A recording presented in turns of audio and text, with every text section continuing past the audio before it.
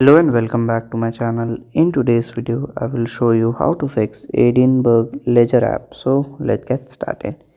So here is the app. So to fix it, we have to follow these instructions.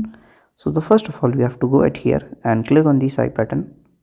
After that, we have to just scroll down and click on the storage button and clear the data, existing data. Then we will just go back and here we can see the app. So if it's work, then nice. If it's not work, you have to update the app. So updating is very easy. You can directly go to google.com and at here you will directly search for the Edin Ledger app. So at here you will just go and check for the update and you will update the app and it will work. So if to check it, so if it's not work, you have to reinstall it. So reinstalling is very easy. Click on here and click on install button and go to Play Store, install it again and it will work. So if you find this video helpful, make sure you like, subscribe and share the video. Thank you for watching.